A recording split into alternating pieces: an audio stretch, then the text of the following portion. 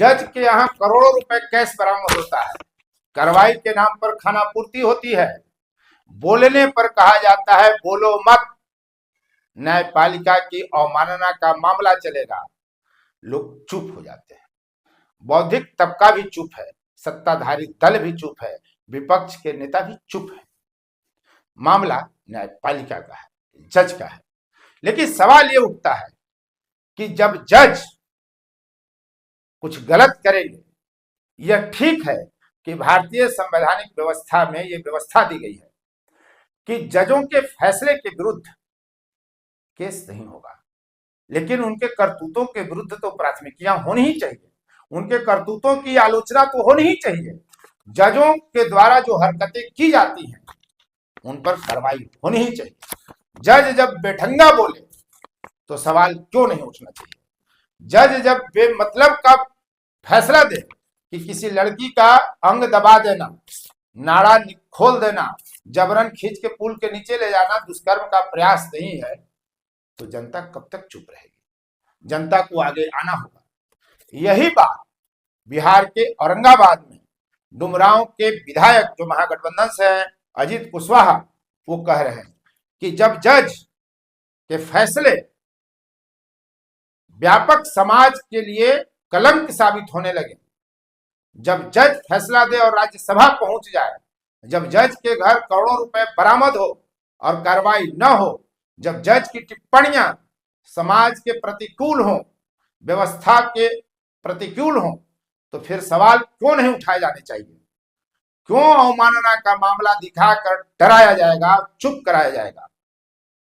धज्जी उड़ाकर धर दी है। अगर ठेठ भाषा में कहें तो कुशवाहा ने जजों पर धज्जी उड़ाकर धर दी, उनके निर्णयों को, उनकी बातों को, उनकी टिप्पणियों को लेकर, उनके फैसलों को लेकर, और सवाल दर सवाल वे उठा रहे हैं। क्यों नहीं? क्यों चुप रहा जाएगा? हम क्यों नहीं बोलेंगे? सुनिए अजीत कुशवाहा का यह पूरा भाषण, वो कैसे हिलोर के धर देते हैं और आप बिना प्रभावित हुए नहीं रह सकते हैं। सुनिए पूरा वीडियो। भगत सिंह ने कहा कि भारत को सिर्फ अंग्रेजों से मुक्ति नहीं चाहिए, बल्कि भारत के अंदर जो पहले से शोषण पर आधारित व्यवस्था है, इस व्यवस्था से भी मुक्ति चाहिए। ये लड़ाई, आजादी के लड़ाई के दौर में दो ही लोग ये बात कर रहे थे, एक शहीद आजम भगत सिंह और एक डॉक्टर भीमराव अंबेडकर।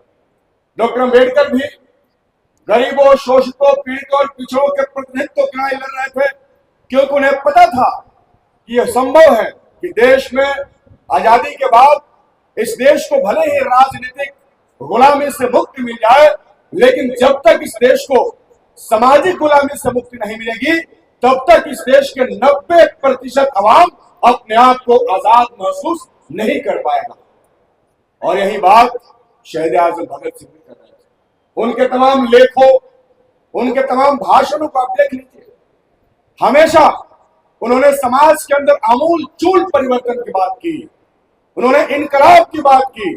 उन्होंने कहा कि देश को आजादी मिले, इसके लिए जरूरी है कि गोरे अंग्रेजों की जगह पर काले अंग्रेजों का शासन नहीं हो, बल्कि इस देश के उन किसान, मजदूर, छात्र, नौजवान जो आज अंग्रेजों के जुल्म से सबसे ज्यादा शोषित हैं, उनकी सत्ता में भागीदारी हो, तब इस देश को मुकम्मल आजादी मिलेगी। साथियों, हम शहीद आजम भगत सिंह को जानने और मानने वाले लोग आज भी इस देश का लाखों करोड़ नौजवान शहीद आजम भगत सिंह को अपना आदर्श मानता है। हम समझते हैं कि आज भी इस देश की मुकम्मल आजादी की लड़ाई लड़ी जानी बाकी है। हम समझते हैं कि आज भी इस देश की आजादी के 75 वर्ष के बाद भी जब देश के सत्ता पर बैठे हुए लोगों ने अमृतकाल की घोषणा कर दी है, ऐसे में इस देश के लाखों करोड़ों किसान, लाखों करोड़ों मजदूर, जिन किसानों में के खेतों में आज भी पानी सही से नहीं पहुंचता, जिन मजदूरों को आज भी मिनिमम वेज नहीं मिलता, जिन मजदूरों को आज भी मनुष्य होने का अधिकार इस आजाद भारत में नहीं मिला, वैसे हजारों लाखों बेरोजगार नौजवान जिसको सिर्फ नेता अपनी रैलियों की भीड़ समझते हैं, उन्हें उनका वास्तविक अधिकार नहीं मिला। आज जब महिलाओं के ऊपर बेवजह कोई जज के द्वारा, किसी के द्वारा अभद्र टिप्पणियां की जा रही है। आज जहां महिलाओं के अधिकारों पे खतरा है, ऐसे में हम मानते हैं कि जब तक भगत सिंह के रास्ते पर चलकर इनकलाब नहीं होगा, तब तक भारत को मुकम्मल आजादी, भारत की बड़ी आबादी को आजादी इस देश के अंदर नहीं मिलने वाली। हमें लड़ाई अभी आगे लड़ना। आप देख रहे हैं इस देश की मौजूदा हालात क्या है। अभी तो कुछ नेता ही सरफराह होते थे, वही देश में सांप्रदायिक माहौल बनाते थे, वो वोट के लिए काम करते थे। लेकिन आज न्यायपालिका, लोग न्यायपालिका के बारे में बोलने से बचते हैं। लोग कहते हैं कि नहीं नहीं भाई, ये माननीय न्यायालय है, इस पर नहीं बोलिए। लेकिन मैं पूछना चाहता इन देश के तमाम नेताओं से और इस देश के तथाकथित इंटेलेक्चुअल लोगों से भी कि क्या न्यायपालिका पर बोलना इतना गलत बात है?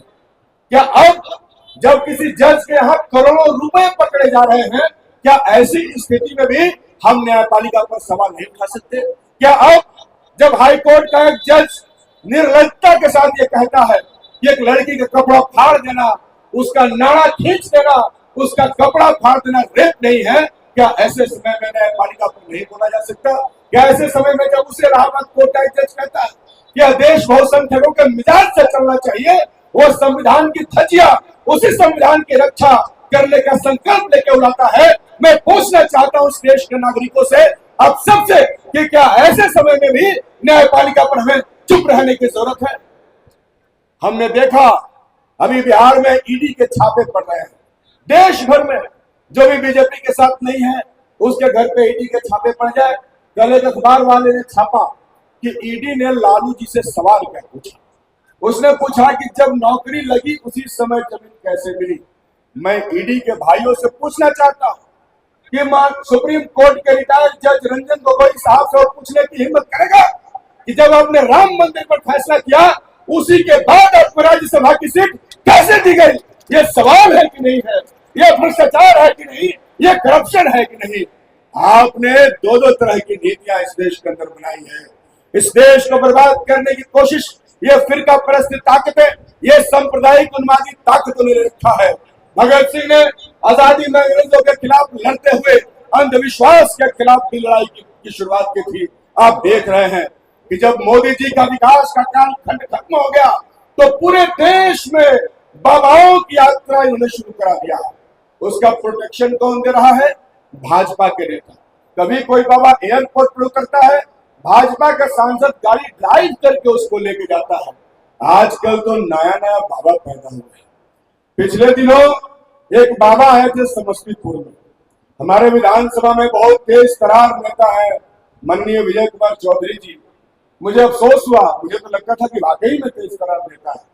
मैंने देखा, क्या नाम है उनका, अनिरुद्धाचार्य। सुना आपने? आजकल रील बहुत चलता है। अनिरुद्धाचार्य के सभा में जब ऐसे बड़ा तो पूरा छूट गया। उसी सभा में अनिरुद्धाचार्य क्या बोलते हैं? एक महिला पूछती है कि बाबा हमारा बेटा नहीं हो रहा है। बेटा कैसे हो? कहते हैं कि पहले गाय को गेहूं खिलाओ, फिर जब गाय गोबर देगी तो उसमें जो गेहूं बच गया उसको वहां से निकालो और छांट करके फिर उसको गेहूं पिसाओ, और उसका जो आटा बनता है जिसमें कुछ गोबर का अंश भी रहेगा, वो खाओगी तो तुमको बेटा होगा। और हमारे मंत्री जी के साथ ऐसे जुटे। राज्य का मंत्री अगर अंधविश्वास और पाखंडियों के सामने सर झुकाता है, इसका मतलब वो पूरे राज्य को अंधविश्वास के उस घने अंधेरे में झोंकने की कोशिश करता है। वो दोषी है इस राज्य में। एक नया बाबा जन्म लिया है, धीरेन्द्र शास्त्री जी। हम लोग डरते हैं किसी के बारे में बोलने से। पढ़े लिखे लोग हैं भाई, पीएचडी किए, आप लोग पढ़े लिखे होंगे।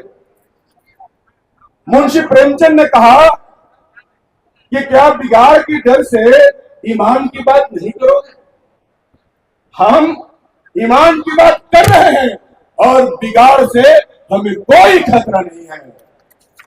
भगत सिंह का संदेश यही है बॉस, कि अगर सच बोलना बगावत है तो समझो कि हम बागी हैं। हमें सच बोलने से गुरेज नहीं है। ऐसे पाखंडी बाबाओं से हमें बचने की जरूरत है। ये हमारी पीढ़ियों को, हमारी नस्लों को, हमारे बच्चों को अज्ञानता के घने अंधेरे में ढकेलने की कोशिश कर रहे हैं। आज भारत नाच कर रहा है कि भारत के मूल में जन्म ली हुई सुनीता विलियम्स स्पेस का जिंदगी जी करके आई। गोबर का गेहूं खा के स्पेस में जाएगा आदमी कि धीरेन्द्र शास्त्री का प्रवचन सुन के जाएगा? अरे भाई, आप भी चाहते हैं कि आपके बच्चे स्पेस में जाए तो उनको किताबों की ओर लौटाइए, अंधविश्वासी दवाओं से बचाइए। भगत सिंह ने अंधविश्वास के खिलाफ, पाखंड के खिलाफ, लूट के खिलाफ, भ्रष्टाचार के खिलाफ एक लंबी लड़ाई लड़ी। आज हम वो लड़ाई लड़ रहे हैं। आज हम भगत सिंह के रास्ते पर चलते हुए हम इस बात में विश्वास रखते हैं कि भगत सिंह ने जिस आजादी की परिकल्पना की थी, जब तक वो आजादी मुकम्मल नहीं होगी तब तक इस देश की बहुसंख्यक आबादी को खुले आसमान में सांस लेने का अधिकार नहीं मिलेगा।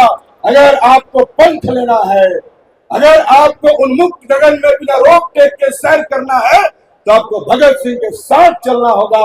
उन्होंने कहा कि इनकलाब की तलवार विचारों की शान पर तेज होती है। इनकलाब जिंदाबाद। उम्मीद करता हूं उनका यह वीडियो बयान देश की व्यवस्था में परिवर्तन लाएगा। लोग समझेंगे कि अवमानना के चाबुक से डरकर समाज में नहीं जिया जा सकता। चलना पड़ता है, जरूर चलना पड़ता है, बोलना पड़ता है। और उम्मीद आपसे भी है कि अगर आपने इस चैनल को सब्सक्राइब नहीं किया है तो चैनल को सब्सक्राइब करें, शेयर, लाइक, कमेंट जरूर करें। बहुत बहुत धन्यवाद। फोर्थ व्यूज, चौथा विचार, बाकी फिर